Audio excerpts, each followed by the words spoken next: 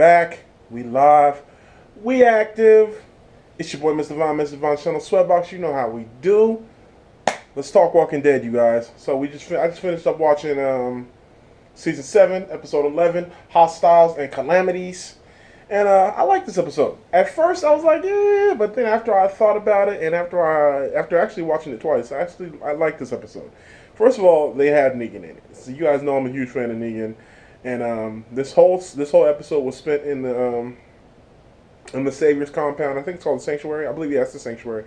It's spent in the Savior's compound, and it's basically a story with Eugene. It's basically a Eugene heavy episode. Eugene and Dwight and Negan are the central story carriers in this episode. It's basically their story. It's covering. We go back because it's going back to when after Eugene gets taken from Alexandria, and it's the aftermath of Eugene. Now he's living with the Saviors, but he's not. He's a high-ranking Savior because of his ability. Negan likes him, so he gives Eugene his own room, stocked with a fridge, stereo, TV, video games. Everything. He's living that life, you know what I'm saying? He's the man amongst the Saviors, and we get a test. He starts to grasp that, and he starts to use that to his advantage later in the episode. We'll get to that, but that's what the story is about. It's about Eugene living with the Saviors, and then the second story is about the Savior, specifically Dwight, dealing with the escape of Daryl. Negan has now found out that Daryl is gone, that he killed Fat Joey. We see Fat Joey's dead body and Fat Joey's wasted sandwich. That's how the episode starts. And we go to see Dwight. Dwight finds out that Daryl has escaped.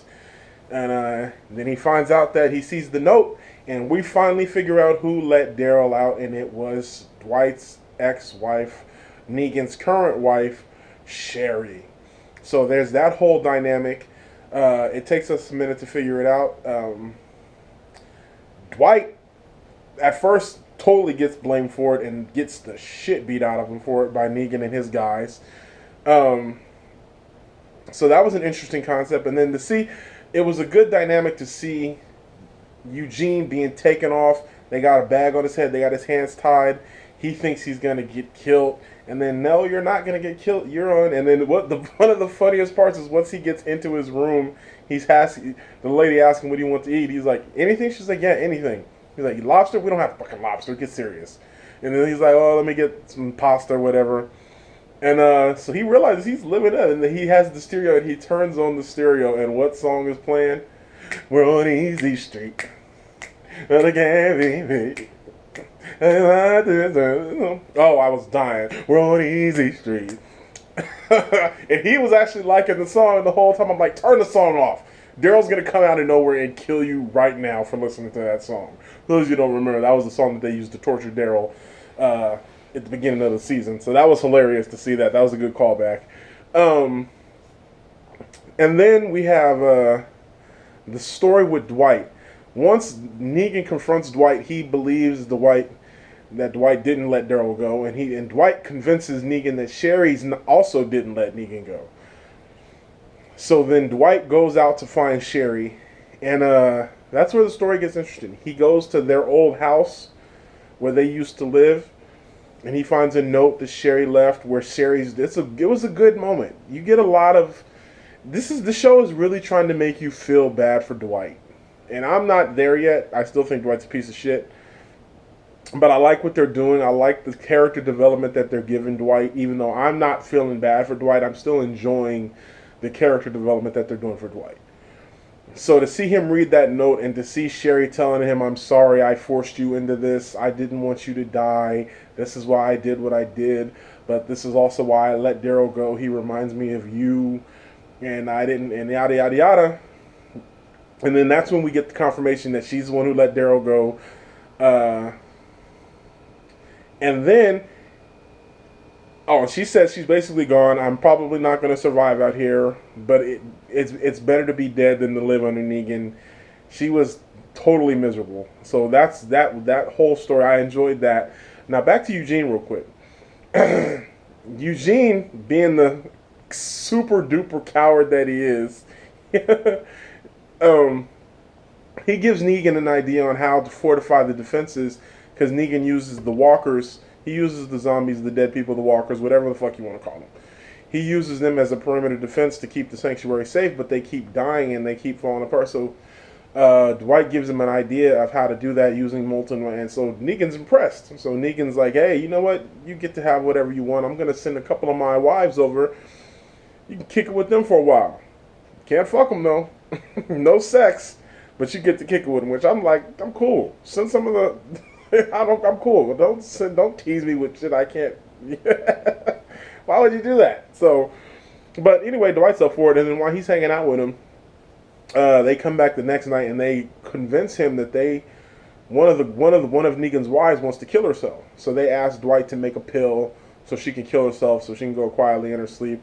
And he does it, and then that's when you see, and that's another really good scene was when he's trying to get the stuff to make the suicide pill.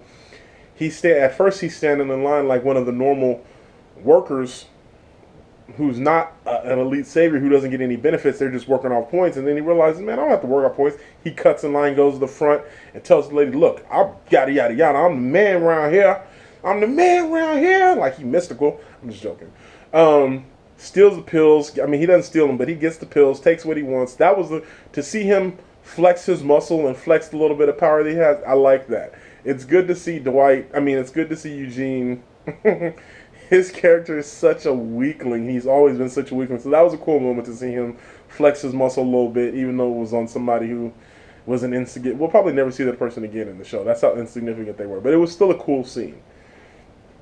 And so he makes the pill, and then the next night the girls come and they're like, cool, you got the pill? He's like, nah, I got the pill, but I'm not going to give it to you because your friend doesn't want to kill herself. You guys want to use those pills to kill Negan. I'm on to you. No thanks. And so then they try to, and so he's on it. So that plan doesn't work. But I liked it. And so then basically the story wraps up with Dwight, the doctor who we had seen in previous episodes, the doctor who fixed up Daryl when he first there, and who was working on Sherry to see if she's pregnant or not. There's a scene after Dwight gets beat up by Negan's men. He's talking to the doctor, and the doctor is explaining, yeah, I understand. I know you miss Sherry, yada, yada, yada. Dwight just goes full villain and frames the doctor by taking the last words, the goodbye, honey, that Sherry wrote on the letter to Dwight. He sticks that, just those words, goodbye, honey, he sticks that in the doctor's desk and frames the doctor. Negan finds it, and the doctor's about to get the iron to the face, and he's like, please don't do it. Negan doesn't do it. Instead, he just throws his whole body into the iron and into the furnace and murks him. The doctor gets straight cooked, son. That was a cool scene. Negan's a savage. So I like that's for me that's a full villain turn. Negan's like, hey, and sucks to him. I'm sorry about Sherry. He's like, I'm not. Screw her. So that was a good scene. And like I said, once again, I like the character development that they're doing with Dwight's character. Even though I'm not on board with it yet, I still don't feel sorry for him. I still think he's a scumbag, but I like what they're doing with the character. I like the character development, and I like the story that they're telling as far as what he's going through and all that. I'm enjoying that. So overall, I like this episode. It was a good episode. I was entertained.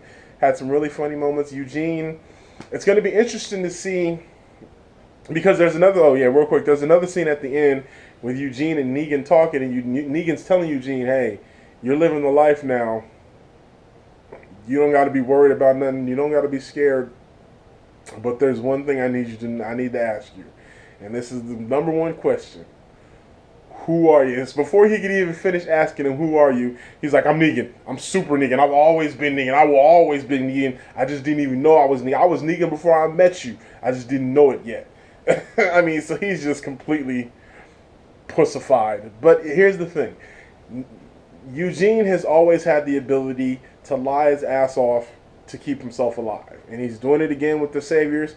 Although the difference is, if and when he gets exposed, he's not just going to catch it beaten like he did with Abraham. He's going to catch Lucille and he's going to be murdered. But he's smart enough that he might be able to pull it off.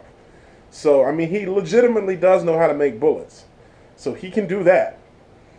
And that alone will keep him alive for a little bit. If he can make some bullets for Negan, that alone will keep him alive. But if he can continue to do smart shit for Negan, he should stay alive and he should be all right. So we'll see how that plays out. What's going to happen when the war finally breaks out? If Rick is able to kill or capture Negan, whatever happens, if he's able to kill Negan, is Eugene's going to be like, thanks for saving me.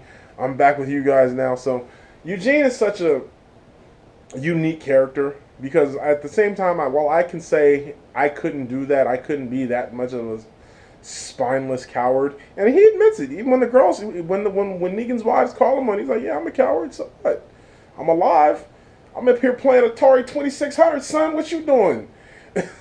Go on, lay on your back and get your guts smashed out by Negan, whore." He didn't say that, but that's pretty much how he didn't say that. But I mean, that's what these girls. Negan's using these girls as sex slaves that only he can smash, which is hilarious. But yeah. Eugene's character is very interesting, and it's going to be interesting to see how this whole story with him as a savior plays out now. It's going to be very interesting. Overall, I like this episode. I liked it way better than last week's episode. Yeah, they're on the right track. It was kind of a little bit of a filler, but again, any episode with Negan, and I like how to get more involved in the Savior's compound and how the whole hierarchy of the Saviors works. I like all that. That's always interesting to see. So, yeah, I like this episode. Let me know what you guys thought of this episode. Leave your comments below. And as always, make sure you like, share, and subscribe. The Trinity. And until next time, keep it locked right here. This is my channel, Sweatbox. You know how we go. Peace. 100, y'all.